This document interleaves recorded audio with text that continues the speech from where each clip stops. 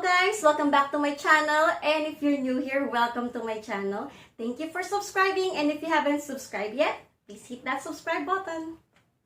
Hello everyone! Na-miss ko kayong lahat dahil nawala ako last Saturday. But now I'm back. Sorry kasi naging busy-busyhan ng inyong momshi sa ibang bagay. Actually, dito ibang bagay. Ito yung isa sa mga bagay na love kong gawin, yung pagtuturo. Yes, kasi kung di nyo alam, ako po ay nagtuturo dati, nagbe-bake po ako at nagtuturo dati ng baking class. But then for a year now, more than a year, nag-stop na po akong magturo to focus on my family. Lalo sa aking mga bulilits dahil minsan lang silang maging bata at sa ngayon, sila muna yung priority ko. But now, I'm so happy to announce na I'm back to teaching. Nakakatuwa kasi maraming pa palang interesado dun sa class na tinuturo ko. And now na nagkaroon sila ng chance para makapag-enroll ulit sa class ko. Sobrang nakakatuwa yung mga response nila dahil ang dami pa rin na gusto talagang mag-avail ng class ko. Pero syempre, we have a new normal sa pandemic na naranasan natin ngayon. So, I'm doing my class online. That's why I launched my online workshop. So, nakakatuwa dahil I am back to teaching after more than a year. So, dyan po naging busy-busyhan ng inyong momshi kaya hindi tayo nakapag-upload last Saturday, but now I'm back. Dito tayo sa kids room for our monthly decoration. Kung natatandaan nyo sa aking last video, binanggit ko na monthly talaga ako mag-change ng decoration ng aming mga rooms. Kasi para maiba naman yung feeling or yung vibe sa room. So actually, yung mga change ng decoration lang na yun is yung pagpalit ng beddings, ng curtains, and yung konting mga decors or mga wall art. So ganun lang naman yung pagpapalit. And then kasama na rin syempre nun yung pag-organize at pag-reorganize at paglilinis ng room ng mga bata. So for today, I will just show you kung ano yung mga konting binago ko sa room ng kids, and I am so happy sa naging output nito.